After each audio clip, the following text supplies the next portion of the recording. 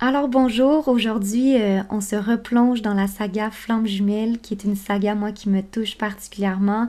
Je pense que vous le savez maintenant depuis le temps, cette saga-là je l'ai écrite parce que j'avais besoin de partager ce que je vivais dans ma propre relation de flammes jumelles.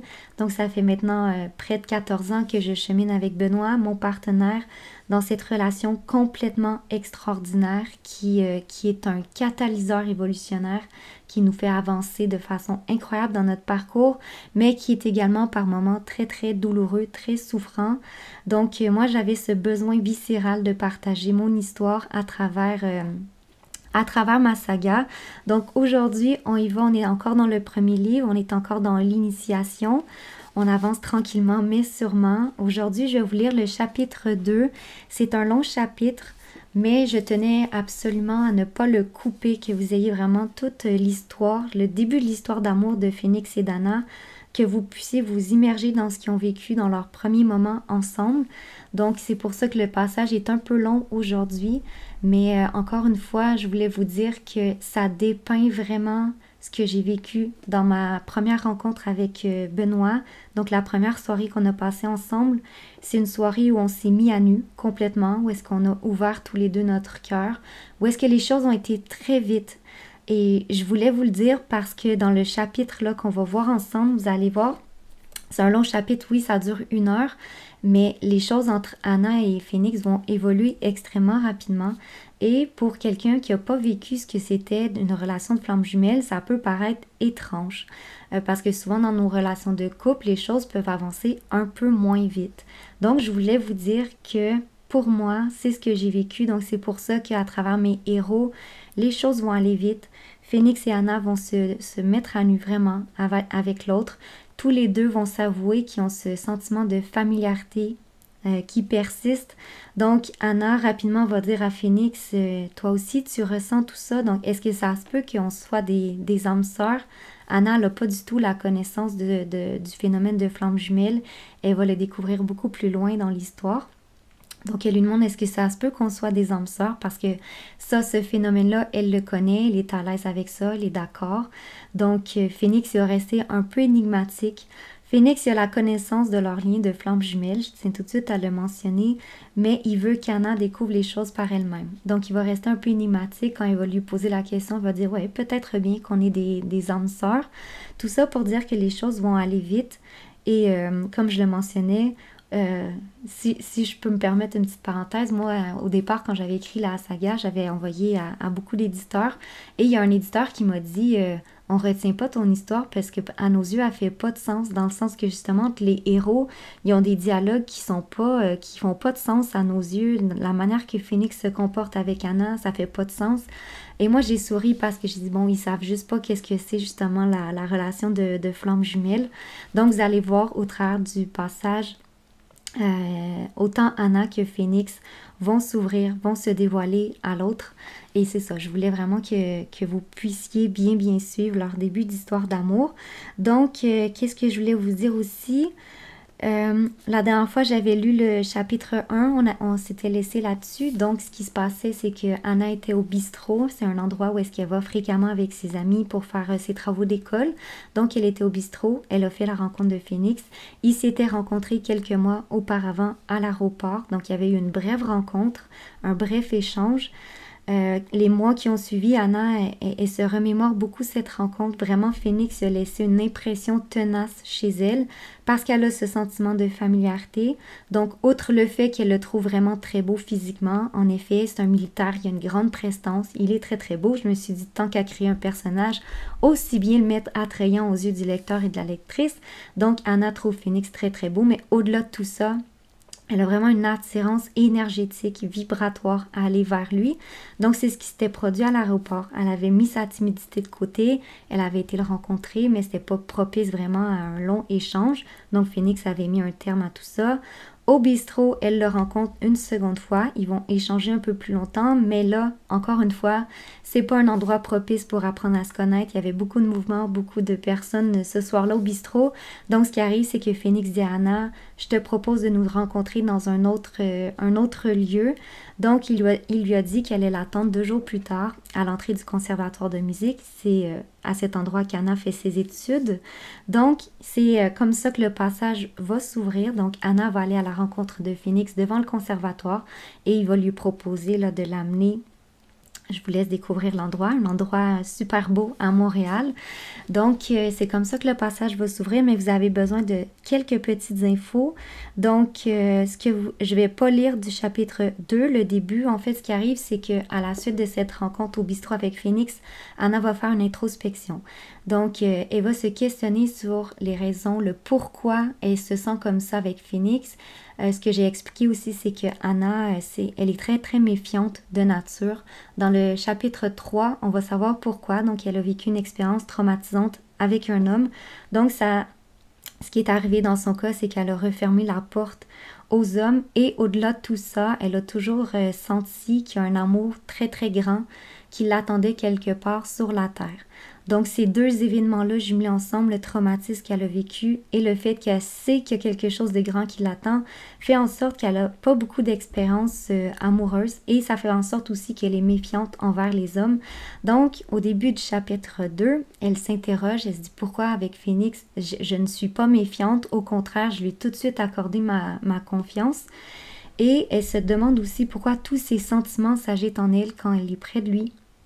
Donc, il y a le sentiment de familiarité, mais également, elle va le découvrir très rapidement, c'est des sentiments amoureux qui sont déjà installés en elle et ça ne s'explique pas du point de vue humain. Donc, elle fait une introspection et elle se demande pourquoi avec Phoenix c'est comme ça. Elle explique aussi que depuis qu'elle est tout jeune, Anna, c'est quelqu'un qui a beaucoup souffert, qui se demande, en fait, comme moi, au début de mon parcours, qu'est-ce que je fais sur Terre et ne comprend pas ce qu'elle est venue faire. Donc, ce qui est arrivé dans son cas, c'est qu'elle a développé ce qu'en psychologie on appelle un faux self, un personnage, un masque pour s'empêcher de souffrir. Donc, et pour aussi évoluer dans la société dans laquelle on gravite.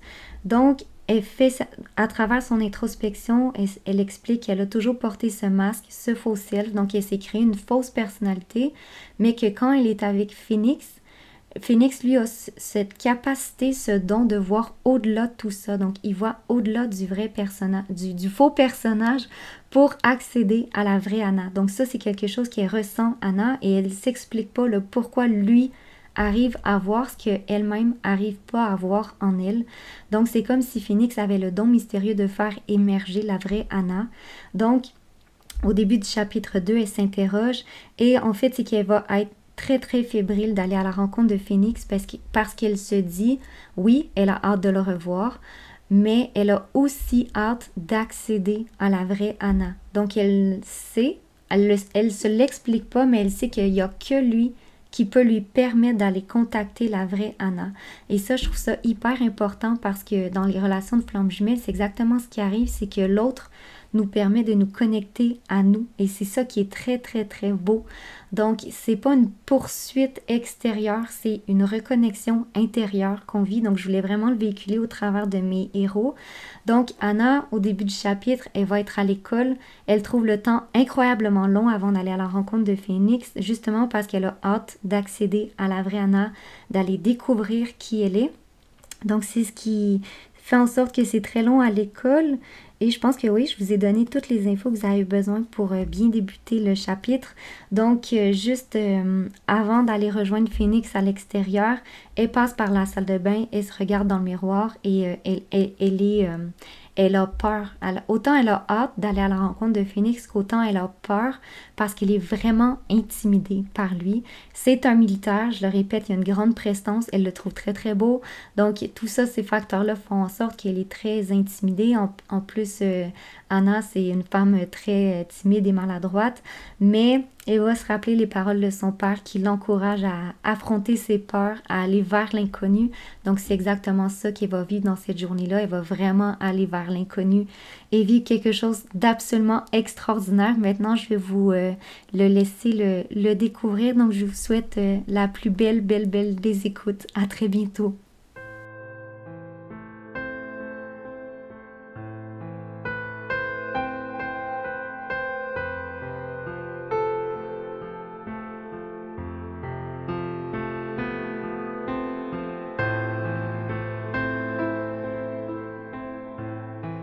Avant de m'aventurer à l'extérieur du conservatoire, je fais un détour par les toilettes pour m'assurer que je suis toujours présentable.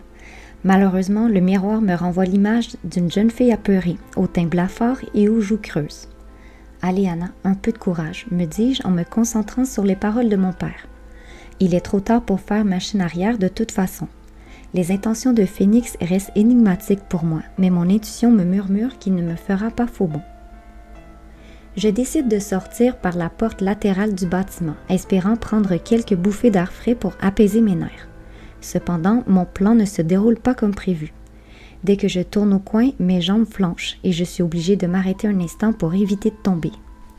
Là, devant l'entrée principale, il se tient avec une assurance tranquille, les mains enfouies dans les poches de son short cargo, dégageant une décontraction naturelle qui contraste vivement avec mon propre état de nervosité.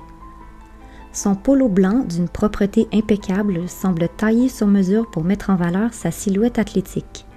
C'est comme si chaque détail de son apparence et de son comportement était soigneusement orchestré pour captiver l'attention de ceux qui croisent son chemin, y compris la mienne. En m'approchant timidement, je dépose doucement ma main sur son épaule, mais il sursaute à mon contact. Lorsqu'il se tourne vers moi, une lueur étrange brille dans son regard, comme s'il était sur ses gardes, prêt à réagir à la moindre alerte. Je regrette immédiatement d'avoir osé le toucher. Je suis désolée, je bafouille nerveusement. Ne le sois pas, c'est juste que je croyais que tu sortirais par cette entrée. Son visage se détend, apaisant mes propres tensions. Je voulais prendre le temps de t'observer avant, je lui avoue. Ah oui, comme ça tu m'épies? Il s'exprime d'un ton taquin, mais je suis tellement intimidée par sa prestance que je ne peux m'empêcher de fixer mes baskets. Et rien que cette fois, dis-je. Ce qui n'est pas tout à fait exact. Je l'ai également épié l'autre soir au bistrot ainsi qu'à l'aéroport, mais il m'est impossible de lutter contre son charisme envoûtant. Il réplique avec le même air moqueur. Je plaisante, Anna, j'aime te voir dans cet état. De quoi parles-tu? Je lance innocemment, bien que je comprenne parfaitement ce qu'il veut dire. Eh bien, tu es intimidée, n'est-ce pas? Je soupire. Pour être honnête, oui. Et puis-je te demander pourquoi? Tu parles d'une question. Apparemment, je suis la seule à constater que nous sommes aux antipodes l'un de l'autre. Chaque fibre de son être rayonne le courage et l'assurance, alors que je suis craintive, angoissée et maladroite. Vous, les militaires, vous avez cette aura de discipline et de confiance innée, ce qui est très déstabilisant pour quelqu'un comme moi. Ma remarque semble le surprendre. Que veux-tu dire par là? Interroge-t-il, les sourcils légèrement froncés. Eh bien, moi, je suis plutôt... Je perds mes mots, incapable de formuler une explication claire. Il esquisse un sourire amusé. C'est une réponse pour le moins détaillée. Malgré mon embarras, son rire me réconforte, son air malicieux le rend encore plus séduisant. « Tu es en train de te moquer de moi, n'est-ce pas? »« Pas du tout », s'exclame-t-il avec un clin d'œil complice. « Mais pour te rassurer, sache que personnellement, j'apprécie ce que tu dégages. »« Vraiment? »« Absolument. Ta sincérité et ta sensibilité sont rafraîchissantes. Ce sont des qualités rares à trouver de nos jours. » Son compliment me touche, mais je me sens également gênée par son regard perspicace. « Allez, je t'amène faire un tour », déclare-t-il avec enthousiasme. Il m'entraîne vers l'ouest, piquant ma curiosité. Bien que je lui demande où nous allons, il préfère garder la surprise. Après quelques pas, il saisit ma main pour traverser la rue, comme si c'était la chose la plus naturelle qui soit. Ce geste inattendu me laisse sans voix et je sens son trouble face à ma réaction. « Je suis sincèrement désolée », dit-il en lâchant ma main. « Je suis conscient que mon geste peut paraître étrange, mais tu n'as vraiment pas à t'inquiéter avec moi. » Il prononce ces paroles tout en scrutant les alentours pour s'assurer qu'il n'y a pas de véhicule. Cette vigilance, caractéristique des militaires, me fait comprendre qu'il n'avait aucunement l'intention de me draguer en prenant ma main. Je réalise alors que je suis peu habile pour décoder les signaux de séduction.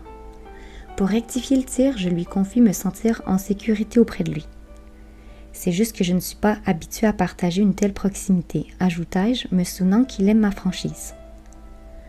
Il semble à la fois satisfait de ma confiance et préoccupé d'avoir pu me mettre mal à l'aise. « Je suis vraiment désolée », répète-t-il. « Je ne voulais pas te rendre inconfortable. »« Non, non, ça va. J'apprécie sincèrement ta présence. » Je maudis silencieusement ma propension à bafouiller.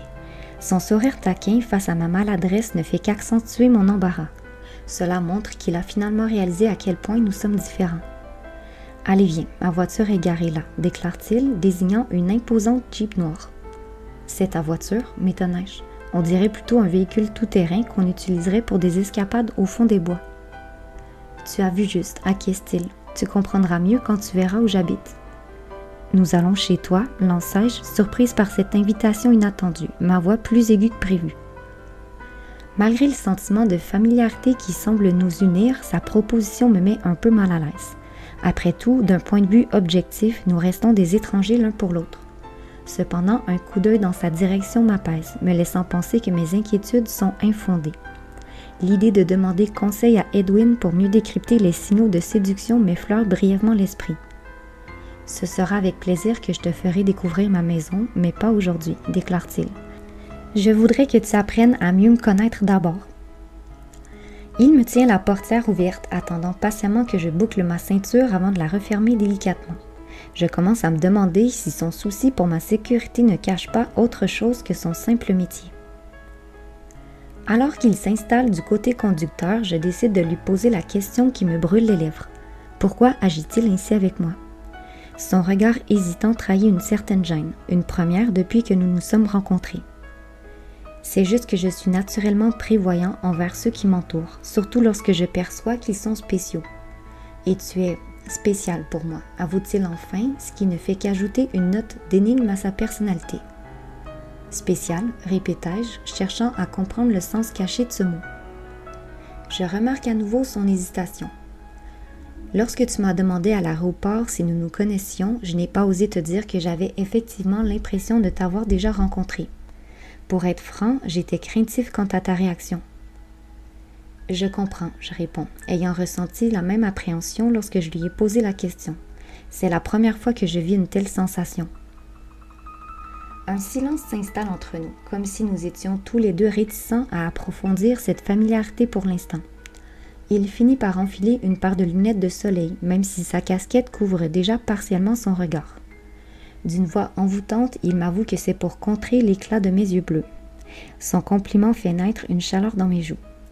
J'ai hérité des yeux de ma mère, balbutiai-je. Dans ce cas, remercie-la de ma part. Avec une aisance naturelle, il se faufile dans la circulation en me demandant si je veux écouter de la musique. J'accepte avec joie et Allegretto du groupe Band se met à résonner dans la Jeep. Je suis touchée par le fait qu'il se souvienne de ce que je lui ai confié au bistrot. Cependant, mon sourire s'estompe lorsque sa question tombe. Il désire que je lui parle de moi et je ne sais jamais quoi répondre.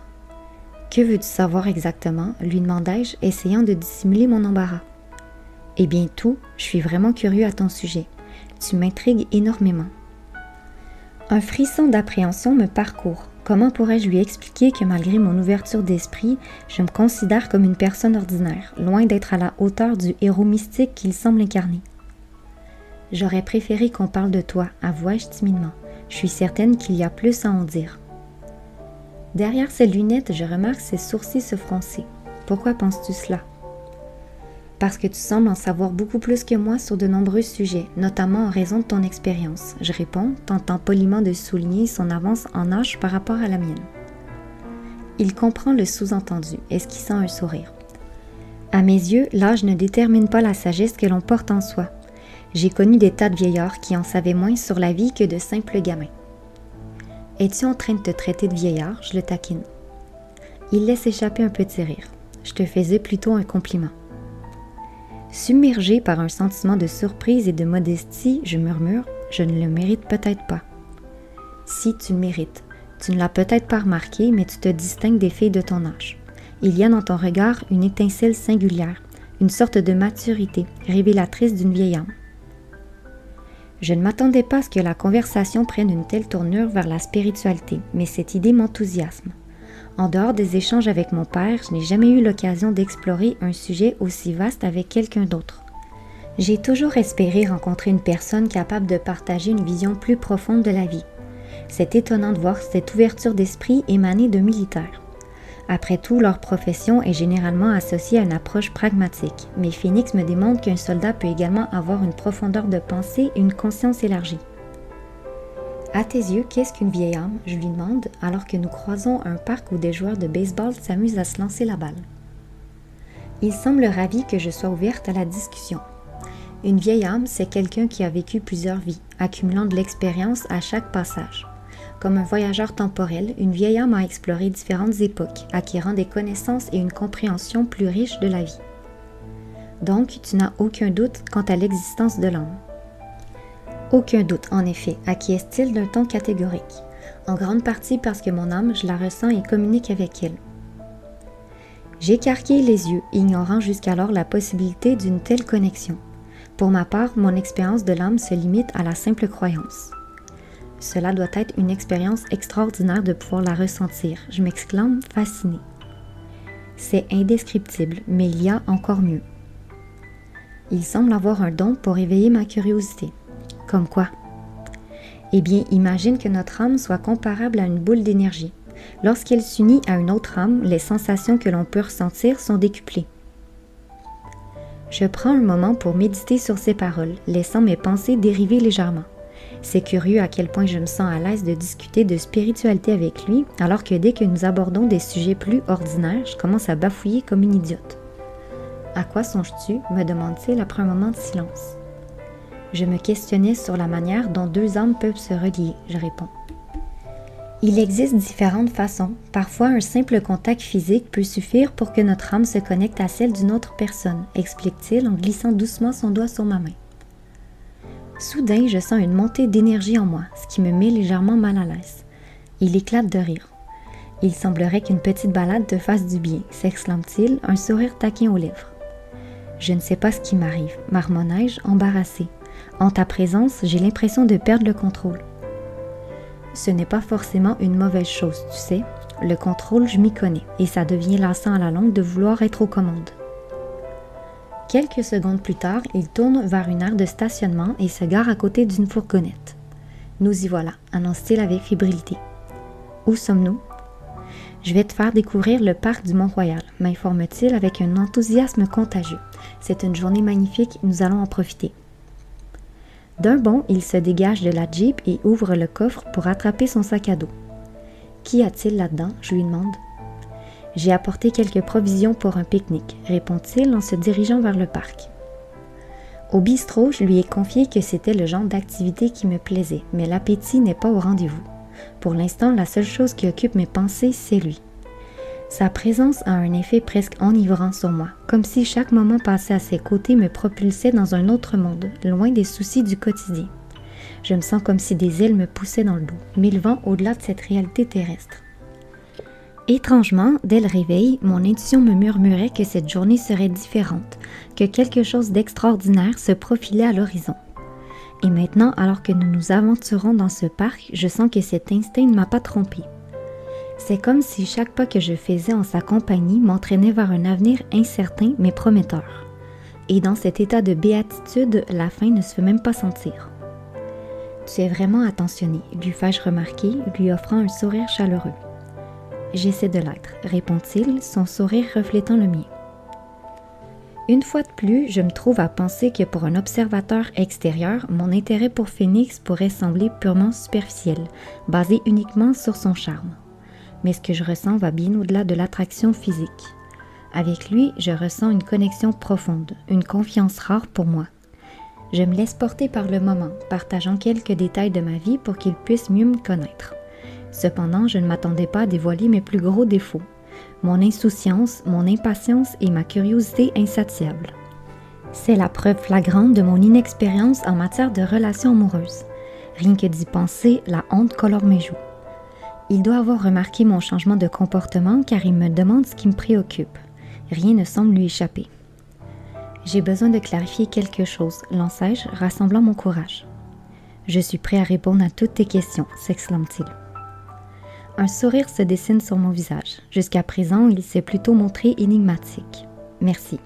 Alors, je me demande ce que tu espères de cette rencontre, ce que tu attends de moi. Ma deuxième question semble le surprendre. Ce que j'attends de toi, juste d'être toi-même, tout simplement. Une fois de plus, mes pensées dérivent brièvement vers Edwin et je me souviens des conseils qu'il avait donnés à Ellie en matière de flirt. À aucun moment, il ne lui avait suggéré d'être simplement elle-même. Cela me fait réfléchir sur la nature des rencontres et des connexions authentiques et sur l'importance d'être fidèle à soi-même dans ces moments-là. Donc, tu n'as pas d'attente particulière concernant notre rencontre. Je relance Phoenix. Eh bien, pour l'instant, ma seule intention est d'apprendre à te connaître, répond-il en toute franchise. Soudain, il s'immobilise, ôtant ses lunettes pour plonger ses yeux dans les miens. Je ne sais pas si tu en es consciente, mais ta présence m'apaise, confie-t-il. Quand tu es là, toute la colère en moi semble se dissiper. Son aveu me rappelle sa réaction au bistrot lorsqu'il a été bousculé. C'était si subtil que je ne lui avais pas vraiment accordé d'importance sur le moment. Même si je suis tentée de l'interroger sur le sujet, une part de moi hésite, craignant de briser la magie de l'instant. Je ne m'attendais pas à avoir un tel impact sur toi, dis-je finalement. Il répond par un large sourire tout en m'invitant à poursuivre notre balade. Quelques instants plus tard, nous atteignons le belvédère. La vue sur Montréal est à couper le souffle et je m'appuie contre la balustrade émerveillée. Merci de me faire découvrir cet endroit, exprimai-je avec gratitude. C'est un plaisir. Si tu aimes la randonnée, je connais un sentier qui est peu fréquenté, précise-t-il en désignant du regard les nombreux touristes autour de nous. J'adore la randonnée. J'ai toujours préféré les espaces verts à la ville. D'ailleurs, j'ai passé ma jeunesse à faire le tour des parcs nationaux avec mon père. Alors, nous avons encore un autre point en commun. Malgré l'agitation environnante, une sorte de bulle nous enveloppe, nous isolant du monde extérieur. À cet instant précis, une vague de bonheur m'envahit et mon intuition me pousse à me rapprocher de lui. C'est assez étrange, je laisse échapper à voix haute. En ta présence, je sens une force nouvelle émerger en moi, comme si tu réveillais des capacités que j'ignorais posséder. J'éprouve exactement la même chose, avoue-t-il. Ta simple présence ravive des aspects de ma personnalité que je croyais enfouis. Comme je te l'ai mentionné, la colère est un compagnon familier pour moi, mais avec toi, elle s'estompe, laissant un espace pour la joie et la paix. Nos avant-bras se frôlent légèrement et un torrent de sensations me submerge. Je lui lance un regard furtif et remarque qu'il sourit. Ne te moque pas, le grondai-je doucement. C'est déjà assez embarrassant comme ça. Il rit. Si cela peut te rassurer, j'ai également le cœur qui tambourine. Ce n'est pas l'impression que tu donnes, tu as l'air d'être d'une sérénité angélique. Comme je te l'ai dit, tu as ce pouvoir d'apaiser mes tourments. Alors qu'une légère brise caresse mes cheveux, il glisse spontanément une mèche derrière mon oreille. Son geste ravive en moi cette même chaleur que j'ai ressentie au bistrot lorsque sa main avait effleuré mon épaule. Comment vais-je faire pour survivre à tes supplices? Je plaisante pour dissimuler mon embarras. Mon intention n'est pas que tu survives, Anna, mais que tu vives enfin, déclare-t-il d'un ton sérieux. Ces paroles semblent déverrouiller une émotion profondément enfouie en moi et des larmes commencent à perler à mes yeux. Je lutte pour les retenir, submergée par un sentiment de libération si intense que je crains de céder à un torrent de sanglots. Cette expérience, aussi troublante que puissante, me pousse à méditer sur le mystérieux lien qui nous unit, Phoenix et moi. Mon père m'a autrefois parlé des âmes sœurs, évoquant une connexion cosmique entre deux êtres destinés à se rencontrer. Cette idée pourrait expliquer la profondeur du lien que je ressens envers Phoenix, cette sensation de familiarité instantanée, ce sentiment de retrouver une part de moi-même en lui. Bien que notre rencontre soit récente, nos âmes semblent se reconnaître, comme si elles étaient unies par des fils invisibles. Phoenix, je me demande, quand tu as dit que j'étais quelqu'un de spécial pour toi, qu'est-ce que tu voulais vraiment dire? Il me fixe avec intensité, comme s'il pesait soigneusement ses mots avant de les exprimer. Ce que je voulais dire, c'est que tu es bien plus qu'une simple rencontre fortuite dans ma vie. Il y a quelque chose d'unique entre nous, Anna. Quelque chose de profond, de transcendant. Une connexion que je n'ai jamais éprouvée avec qui que ce soit auparavant. C'est étrange, mais dès que je t'ai vu à l'aéroport, j'ai immédiatement ressenti cette connexion. Pourtant, je n'osais pas te le dire, car cela ne s'explique pas vraiment du point de vue rationnel. Son aveu me comble d'un bonheur si grand que je me sens encouragée à lui poser la question audacieuse qui me brûle les lèvres. Sommes-nous réellement des âmes sœurs? Un sourire énigmatique se dessine sur son visage. Peut-être bien, répond-il, laissant planer un soupçon de mystère dans l'air. Certaines choses dans la vie ne peuvent être pleinement comprises, mais seulement ressenties. Comme pour me le prouver, il effleure ma joue du bout des doigts, ravivant la boule de feu au fond de mon estomac. Si j'avais réellement eu des papillons qui virevoltaient à cet endroit, ils se seraient fait brûler les ailes. Jamais je n'ai éprouvé autant d'émotions à une seule journée, lui confiai-je. Moi non plus, et je crois que je ne contrôle plus rien. Pour alléger l'atmosphère, je me permets de le taquiner. Tant mieux, parce que le contrôle, c'est lassant à la longue. Il laisse échapper un léger rire. Ce sont de sages paroles. C'est parce que j'ai eu un bon mentor. Il réplique aussitôt. C'est plutôt toi qui joues ce rôle auprès de moi. Je le fixe intensément, incrédule, tandis que mon air stupéfait se reflète dans ses lunettes. Je ne suis qu'une gamine qui ne connaît rien à la vie, alors que toi, tu dégages une telle assurance. Impossible que je t'enseigne quoi que ce soit. Tu as tort de te sous-estimer, Anna. Ne minimise jamais la sagesse que tu portes en toi. Son affirmation est empreinte d'une conviction profonde, comme s'il me connaissait mieux que moi-même. Bien que nous puissions être des âmes sœurs, cela demeure troublant. J'ai quelque chose à te montrer, annonce-t-il d'un ton plus léger en m'entraînant vers l'un des sentiers. Je le suis avec entrain, captivé par le balai des feuilles colorées des peupliers. Le contact avec la nature éveille toujours en moi une profonde joie. Alors que nous nous enfonçons dans les bois, les parfums de l'écorce et de l'humidité chatouillent agréablement mes narines. Les rayons du soleil filtrent à travers le feuillage des arbres, rendant notre promenade des plus plaisantes. Ici, nous serons à l'abri des regards indiscrets, murmure-t-il en retirant ses lunettes. Je sens son enthousiasme à l'idée que nous soyons enfin seuls. Après quelques pas, il marque une pause et se tourne vers moi. « Sens-tu cela, Anna ?» me demande-t-il en plaçant ma main sur son cœur. Un flot d'émotions me submerge alors, une fusion d'amour, de complicité et de respect. Ce qui est troublant, c'est que ces sentiments semblent émaner de lui, pas de moi. Que se passe-t-il? Je bafouille, bouleversée. Mon âme parle à la tienne, répond-il d'une voix calme, comme si c'était la chose la plus naturelle au monde. Pourtant, il n'y a rien de plus intime à mes yeux et j'ai le réflexe de retirer ma main de sa poitrine. L'étincelle qui illuminait son regard s'éteint brusquement. Je suis désolée, soufflai-je nerveusement. Il secoue la tête, tentant de dissiper le malaise qui s'est installé entre nous. Ne le sois pas, je voulais simplement te faire comprendre qu'à tes côtés, je me sens revivre. C'est la même chose pour moi, je ne me suis jamais sentie aussi vivante. Aussi incroyable que cela puisse paraître, cet homme possède les clés qui déverrouillent mon intériorité, permettant à la vraie moi d'émerger. Après avoir passé ma vie à jouer un rôle, il n'y a pas de sensation plus délicieuse que celle-ci. C'est comme si je renaissais, redécouvrant qui je suis réellement. Un silence paisible imprègne la forêt alors que nos regards se plongent au plus profond de nos âmes. Puis, de manière totalement inattendue, il confie « Si seulement tu savais tout ce que j'ai dû traverser pour arriver jusqu'à toi. » Il y a une note sinistre dans son timbre de voix, ce qui me met légèrement mal à l'aise. Étant naturellement craintive, je me sens encore plus vulnérable alors que je navigue dans ces eaux inconnues. Son aveu sous-entend une connaissance plus profonde de notre lien, évoquant une complexité que je ne saurais saisir pour le moment. « Tu veux me parler de ces épreuves que tu as dû affronter ?» demandai-je, perturbée par ce changement d'attitude. Il répond de manière énigmatique. « Peut-être un jour, mais pour l'instant j'ai quelque chose à te montrer. » Nous reprenons notre chemin et je décide de mettre de côté mes appréhensions. « Tu as éveillé ma curiosité un peu plus tôt » lançai-je après un moment de silence. « À propos de quoi ?»« Des points communs entre nous. Il est vrai que nous en avons beaucoup. » Je hausse les sourcils. Pour être honnête, cela ne m'a pas vraiment frappée. Au contraire, j'ai l'impression que nous sommes plutôt opposés. Sur certaines choses, oui, mais tu apprécies la solitude, n'est-ce pas? En effet. Et quand tu as une idée en tête, rien ne peut t'arrêter dans ta quête? J'acquiesce à nouveau. Il continue. Et la musique est ton mode de communication préféré? Je n'ai même pas le temps de confirmer qu'il poursuit d'un ton espiègle. On dirait bien qu'on est jumeaux. Jumeaux, je répète, m'immobilisant brusquement. Je ne saurais expliquer pourquoi, mais cette remarque éveille en moi des sensations étranges. Il s'arrête également et se tourne vers moi. « Tu veux connaître notre principal point commun ?» me demande-t-il. « Qu'est-ce que c'est ?» dis-je, curieuse de découvrir sa réponse.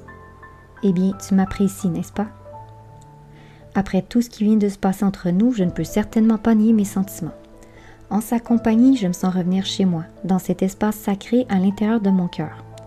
C'est une sensation sublime, comme si chaque regard, chaque échange était une révélation de ce qui était depuis toujours enfoui en moi, attendant simplement d'être dévoilé à la lumière du jour. Je pense que cela n'est plus un secret pour personne, je réponds avec un léger sourire, sentant une complicité naissante entre nous. C'est totalement réciproque, avoue-t-il en me rendant mon sourire. Lorsque ta main était sur ma poitrine, tu as dû sentir que mon cœur était sur le point d'exploser. C'est ce qui arrive quand tu es près de moi. Pour tout te dire, c'est ce qui m'a poussé à aller vers toi à l'aéroport et au bistrot. C'est la première fois que j'aborde quelqu'un sans avoir de but précis en tête. D'ordinaire, je ne vais pas vers les gens, sauf dans une situation bien particulière. Son aveu me touche profondément. Laquelle, demandai-je, intriguée. Il semble regretter ses paroles. Cela n'est pas vraiment important que tu le saches, esquive-t-il en reprenant notre promenade. Je persiste malgré tout. As-tu déjà oublié que ma curiosité dévorante est l'un de mes plus gros défauts? D'accord, j'aborde les autres uniquement quand je veux draguer, finit-il par admettre. À peine a-t-il terminé sa phrase que je bute sur une racine et me retrouve à genoux, mon visage sans pourprendre de honte. Sa main se tend pour m'aider à me relever, mais je préfère me redresser seule, décidée à ne pas montrer plus de faiblesse. Un sourire amusé se dessine sur ses lèvres. Ne me dis pas que l'orgueil est ton 4e défaut, glousse-t-il. C'est ça, moque-toi, j'ose pète, mes joues toujours brûlantes d'embarras. Tu m'as prise au dépourvu. Je croyais que tu allais vers les autres pour demander ton chemin lorsque tu es perdu. Pour ta gouverne, je ne me perds jamais. Je suis venue au monde avec un GPS intégré. Et puis, les hommes n'aiment pas demander leur chemin. Mais vous aimez draguer. Bah, ce n'est pas comme si vous n'aimiez pas qu'on prenne les devants, n'est-ce pas? À vrai dire, je n'en sais rien. Les hommes ne m'approchent pas vraiment. C'est parce que tu les déstabilises. Je peux les comprendre, tu me fais le même effet.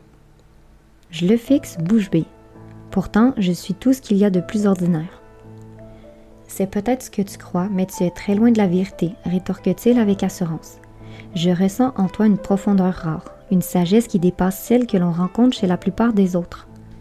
Peut-être n'en as-tu pas conscience, mais elle sommeille en toi, attendant simplement d'être dévoilée au monde.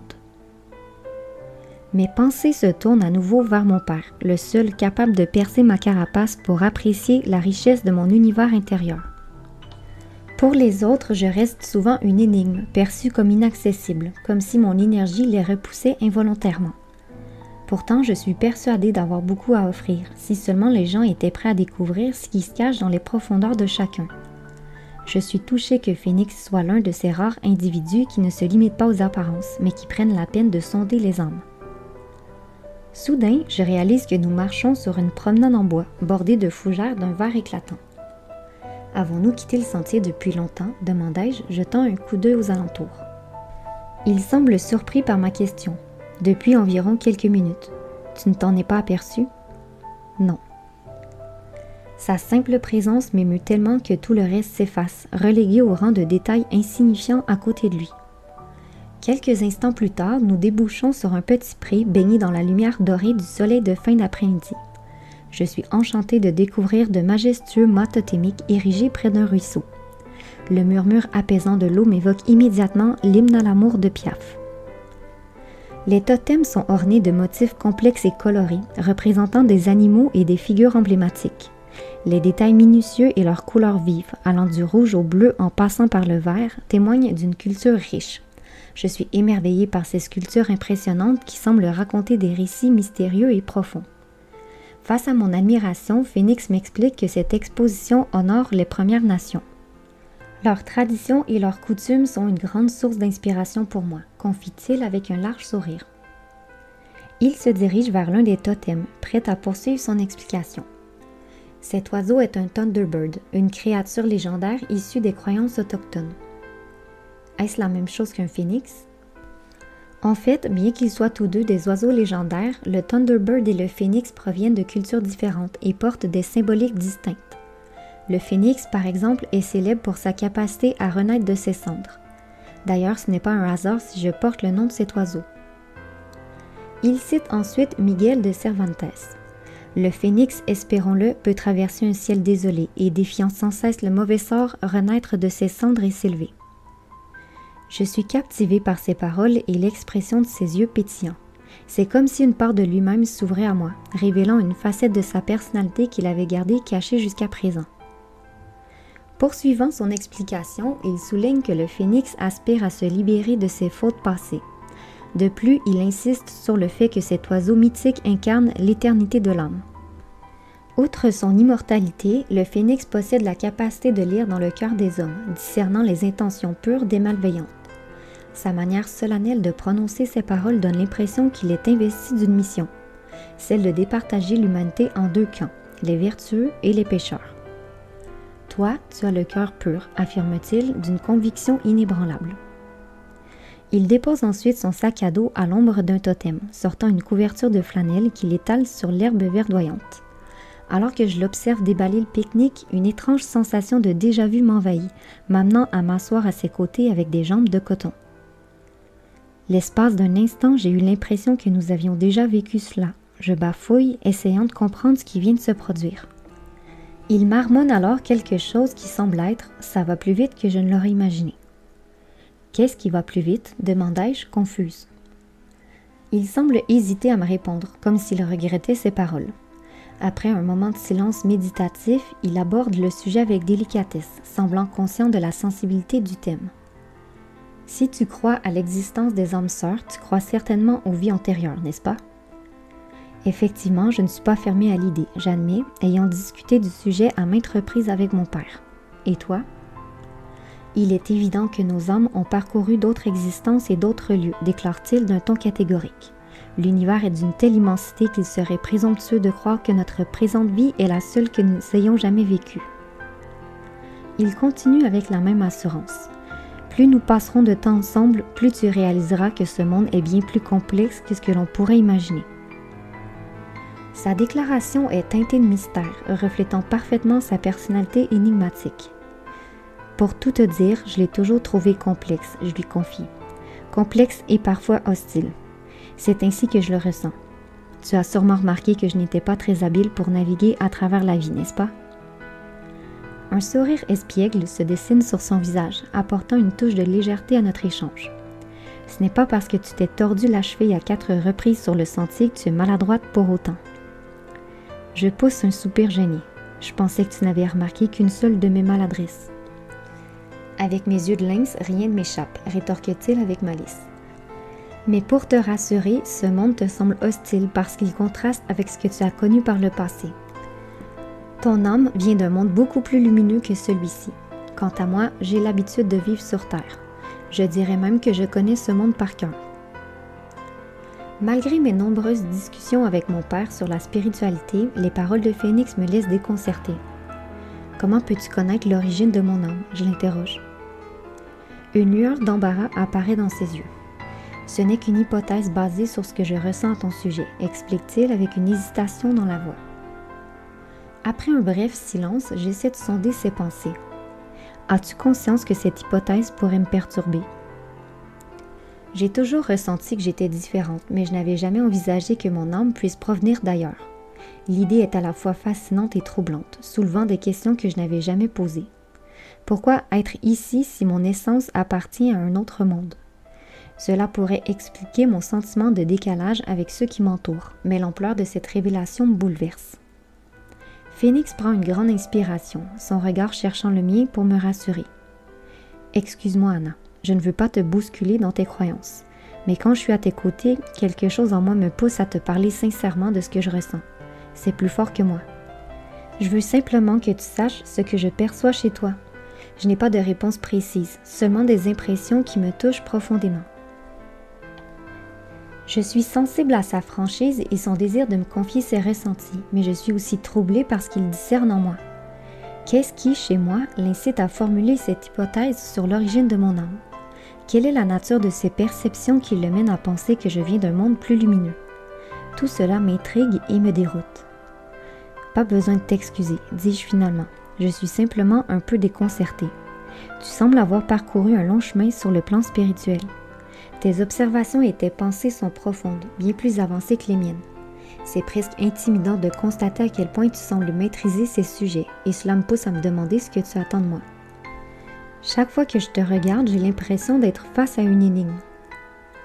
Il laisse échapper un léger soupir. Pour t'aider à mieux me comprendre, sache que le simple fait de pouvoir être près de toi me comble de bonheur. Je n'attends rien d'autre de toi, d'accord? J'aurais aimé le croire, mais un doute persiste dans mon esprit. Les êtres humains ont toujours des attentes. Un second soupir lui échappe, cette fois chargé d'émotion. Exprimer ce que je ressens depuis notre rencontre à l'aéroport est à la fois complexe et délicat. C'est comme si quelque chose en moi me poussait à rester près de toi, à te découvrir plus intimement. J'éprouve également un instinct protecteur très fort envers toi. Tu pourrais trouver cela étrange, mais j'ai l'impression d'avoir été destinée à te protéger. » Son aveu m'émeut, mais soulève aussi d'autres questions. Je me demande sur quoi repose cet instinct protecteur et ce que cela implique pour notre relation naissante. Malgré tout, je suis reconnaissante qu'il se soit ouvert à moi et déterminée à mieux comprendre cette dynamique entre nous. Ici, à mon tour, je te confie un secret. Je prends sa main et la place au centre de ma poitrine, répétant le geste qu'il a effectué dans la forêt. Sens-tu les battements de mon cœur, Phénix? En ta présence, j'ai l'impression de m'élever, portée par une force plus grande que moi. Avant de continuer, je fixe son regard plus intensément que jamais. Être avec toi, c'est comme rentrer à la maison après une longue absence, un sentiment de réconfort et de familiarité que je n'ai jamais connu ailleurs. La justesse de mes mots me touche si profondément que j'en viens à espérer qu'il scelle notre connexion par un baiser. Cette pensée est tout à fait inattendue, d'autant plus que j'ai tendance à éviter les contacts physiques. Mais avec lui, c'est différent. Chaque regard échangé, chaque sourire partagé tisse un lien entre nous, un lien que je n'avais jamais ressenti auparavant. Avec Phénix, j'ai l'impression que mon cœur a enfin trouvé la réponse à ma quête de connexion authentique. Alors qu'il dépose sa casquette sur la couverture, il me demande si je lui permets d'essayer quelque chose. Intriguée, j'accepte. Il se penche alors vers moi, son visage si près du mien que le parfum doux et vanillé de sa peau chatouille mes narines. « Je vais t'embrasser, d'accord ?» murmure-t-il. Un instant, je me demande s'il peut lire dans mes pensées, mais il est plus probable que mon langage corporel ait trahi mes désirs. « Mais seulement si tu le veux aussi », ajoute-t-il, prenant soin de ne pas me brusquer. J'en ai très envie, Phénix. C'est alors que la vérité me fouette en plein visage. Pour la première fois en 18 ans, je sens naître en moi le désir d'ouvrir mon cœur à un homme. Je suis prête à surmonter toutes mes craintes, mes doutes et les barrières que j'ai érigées pour me protéger de la souffrance. D'accord, ferme les yeux, me demande-t-il doucement. Sinon, tu risques d'être projeté trop loin en arrière. Je ne comprends pas tout à fait ce qu'il veut insinuer, mais je n'ai pas le temps de m'y attarder. Ses lèvres se posent délicatement sur les miennes, déclenchant une explosion de sensations qui traversent tout mon être. La tendresse et la passion se mêlent dans ce baiser, m'enveloppant d'une chaleur enivrante. Sans peur ni retenue, je me laisse emporter par le tourbillon d'émotions partagées, plongeant au plus profond de mon âme. Il n'y a plus que lui et moi, rien d'autre. Nous sommes enlacés comme deux amants qui se retrouvent après avoir été séparés pendant une éternité. Mais ce qui survient ensuite me prend totalement au dépourvu. Une émotion ardente, aussi brûlante que le soleil à son zénith, pulse dans chaque parcelle de mon être, un sentiment d'une profondeur insondable qui, pour une raison inconnue, s'éveille à son contact. La force de cette émotion qui éclate en moi est si grande qu'une cascade de larmes me submerge. Il m'attire aussitôt dans ses bras, comme s'il avait anticipé ma réaction. « Anna, je suis là », me rassure-t-il doucement. « Ne t'en fais pas, tout ira bien. » Les larmes coulent à flot pendant ce qui me paraît être une éternité. Puis, finalement, je parviens à retrouver mon calme. « Excuse-moi », murmurai-je, me sentant incroyablement vulnérable. « Il n'y a pas lieu de t'excuser. Maintenant, j'aimerais savoir ce que tu as ressenti lorsque je t'ai embrassé. » Je prends un moment de réflexion pour articuler mes émotions en mots. J'ai ressenti comme si la terre entière grondait en moi. Puis, lorsque les larmes ont coulé, j'ai éprouvé une libération profonde, comme si le soleil venait de se lever, éclipsant tous mes tourments. D'un ton assuré, il déclare « Anna, ce que tu as ressenti, c'est ton âme qui s'exprime. » Mon cœur bat la chamade alors que je médite ces paroles. J'étais certaine que l'essence de l'âme n'était qu'amour et lumière, mais la mienne semble être en proie à une fureur insoupçonnée. Je ne comprends pas, je bafouille. Pourquoi cette colère? Parce que l'âme porte en elle des mémoires, et comme je le pensais, ton âme n'a pas oublié la mienne. Je suis complètement déconcertée par sa confession. Cela me fait réaliser qu'il possède une connaissance plus approfondie de notre lien que ce qu'il admet ouvertement. Si je suis ton raisonnement, ton âme aurait causé du tort à la mienne par le passé. Un voile de tristesse obscurcit ses yeux avant qu'il ne réponde avec précaution. Les mystères des vies antérieures sont parfois difficiles à démêler, Anna. Mais je te promets que dans cette vie-ci, je ferai tout en mon pouvoir pour te protéger et pour que notre histoire soit différente. » Malgré la douceur de son engagement, ses paroles ne parviennent pas à apaiser le tourbillon de questions qui envahit mon esprit. Pourquoi notre passé semble-t-il nous poursuivre dans cette vie-ci? Quelle action ou événement ont pu causer cette colère que mon âme ressent envers Phénix? Sa promesse de protection sera-t-elle suffisante pour éviter les écueils du passé? Puis-je réellement lui accorder ma confiance, sachant qu'il dissimule des aspects de notre histoire ancienne? Et suis-je prête à affronter les défis et les secrets que cela implique? Comment est-ce possible que tu te souviennes de notre passé? Finis-je par formuler incrédule. Grâce au déjà-vu, répond-il promptement, comme s'il avait anticipé ma question. Depuis notre rencontre, il se multiplie. Il m'offre un croissant au jambon, mais après tout ce qui vient de se produire, je n'ai guère d'appétit. Cependant, il insiste presque autoritairement. Il est important que tu manges. Si tu perds du poids, tes parents pourraient me blâmer et j'aimerais qu'ils aient une bonne opinion de moi. Je le dévisage abasourdi. J'ai du mal à croire qu'il envisage sérieusement de le rencontrer. Après tout, notre relation en est à ses balbutiements. Du moins, si l'on exclut ce que nous avons pu vivre par le passé. Ma réaction semble le déstabiliser. « Qu'est-ce qui ne va pas ?» demande-t-il, les sourcils froncés. « Eh bien, je n'ai encore présenté personne à mes parents. » Son expression trahit sa surprise. « Mais tu as déjà eu des copains, non? » Eh bien, je ne sais pas trop si on peut les qualifier ainsi, je bafouille. Je souhaiterais ardemment éviter d'aborder le sujet de ma vie sentimentale. C'est un échec lamentable et je sens mes joues s'embraser. Il réplique avec compassion. « J'ai moi aussi eu plusieurs relations qui n'ont pas fonctionné, alors tu n'as pas à culpabiliser. » Je tressaille légèrement. C'est la 3e fois que j'ai l'impression qu'il lit dans ma tête. Avec mon père, nous avons déjà discuté des capacités des êtres humains et il est convaincu que la télépathie en fait partie. Cependant, je n'ai rencontré personne qui possédait un tel don.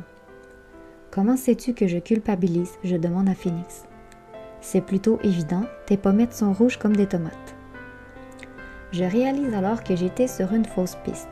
Bien que j'aurais été ravie de recevoir la confirmation que la télépathie est réelle, je suis soulagée de savoir que mes pensées restent privées. Sinon, il pourrait découvrir ce que je m'efforce de dissimuler depuis qu'il m'a embrassée. Une part de mon âme est peut-être en colère contre lui, mais cette proximité a également éveillé des sentiments profonds en moi, des sentiments qui semblent aussi anciens que le monde lui-même. C'est vraiment déconcertant, surtout pour quelqu'un qui n'a jamais connu l'amour.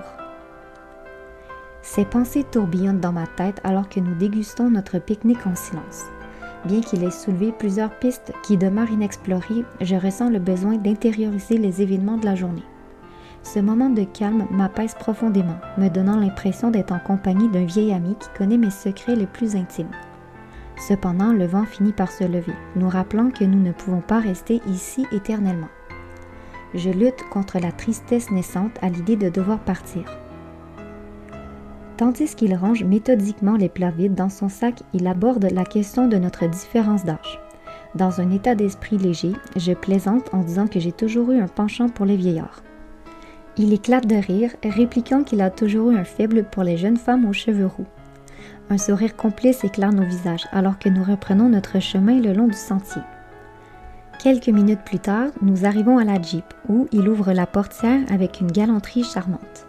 « Tu es toujours aussi attentionné, je souffle. »« Tu mérites qu'on prenne soin de toi, » répond-il avec douceur. Je sens mes joues s'embraser, lui arrachant un sourire amusé.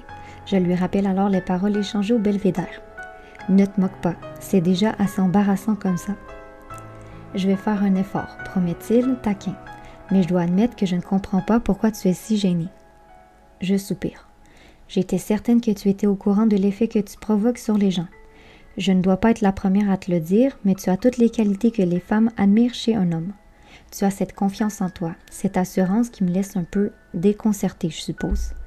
Et puis, tu es tellement attentionné, intelligent. C'est juste impressionnant.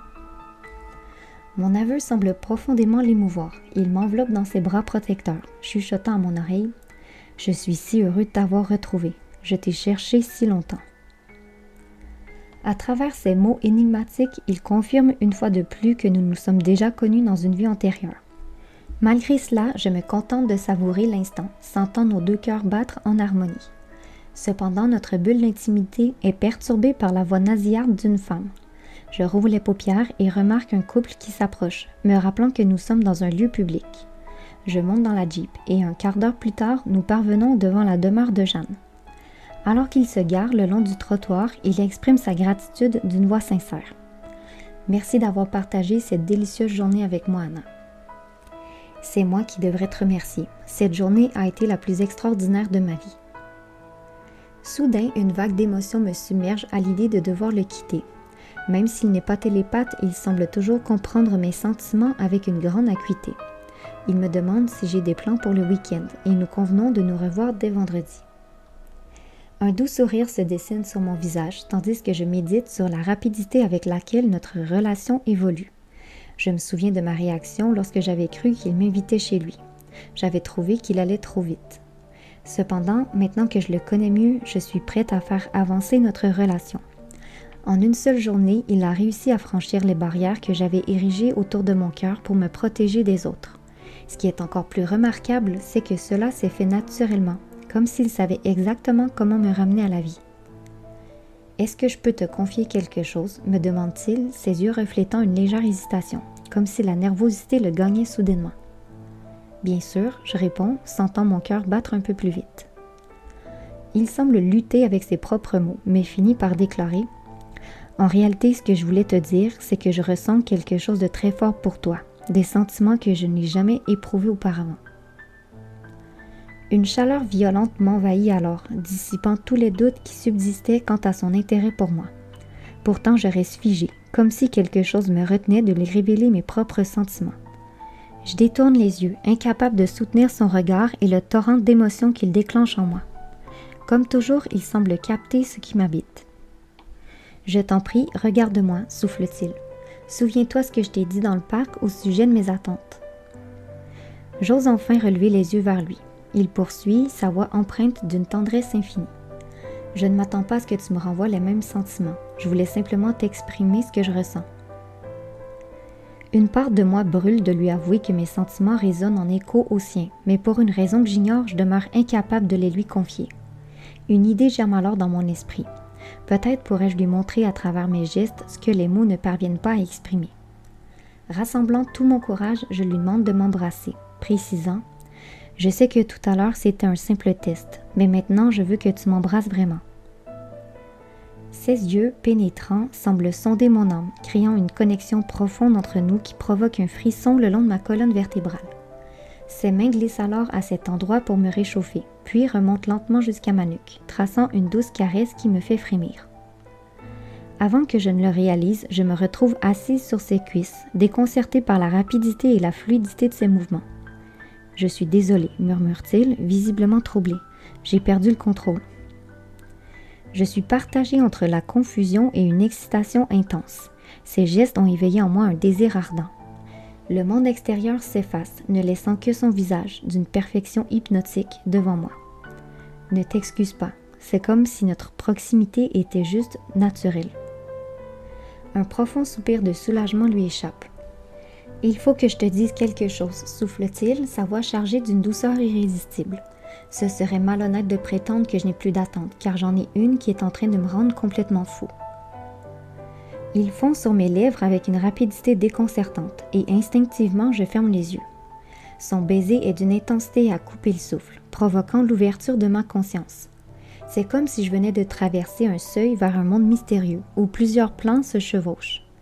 Chaque sensation est amplifiée, chaque geste gravé dans ma mémoire. Ses lèvres douces comme la peau d'un bébé, ses mains qui glissent avec tendresse le long de mon dos, sa langue explorant ma bouche avec passion. Cependant, ce qui me bouleverse le plus, c'est le silence soudain qui envahit le tumulte incessant de mes pensées. Il n'y a plus d'interrogation, plus de doute, plus d'appréhension. Il n'y a que cette certitude absolue, limpide comme un cristal. Je suis à la bonne place, au bon moment, pour la première fois de ma vie. Nos cœurs battent à l'unisson tandis que je plonge dans les abysses insondables de mon âme. Les voiles de l'énigme qui nous entourent se lèvent et la vérité se révèle à moi. Phénix et moi sommes destinés l'un à l'autre. Je sens que ma vie vient de basculer, soufflai-je, interrompant le baiser. J'ai senti la même chose, avoue-t-il avec un sourire divin. Un silence chargé d'émotions s'installe entre nous, prolongeant notre connexion muette. Puis, il rompt le moment en ouvrant sa portière. « Allez, va maintenant avant que je ne fasse des bêtises. » Je descends de la Jeep dans un état second, mes jambes flageolantes trahissant l'intensité de nos émotions partagées. « Anna » m'appelle-t-il alors que je monte les marches de la véranda. Je me retourne vers lui, les yeux encore étincelants de la magie de ce moment. « Je voulais simplement te souhaiter une bonne nuit. » Sur ces mots tendres, il démarre le moteur et s'éloigne, me laissant seule avec mon cœur qui chante l'hymne à l'amour. Allongée sur le dos dans mon lit, je laisse mon esprit plonger dans les souvenirs de cette journée époustouflante, cherchant à démêler les fils de cette énigme captivante. D'abord, cette rencontre insolite à l'aéroport, suivie par une autre rencontre tout aussi improbable au bistrot. Et enfin, cette fin de journée d'une intensité inouïe, où chaque instant semblait porteur d'une signification profonde.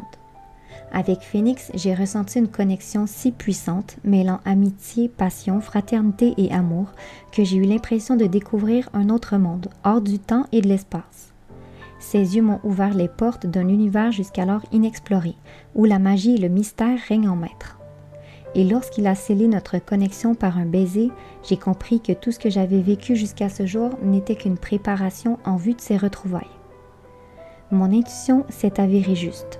Ma vie est sur le point de prendre un tournant irréversible.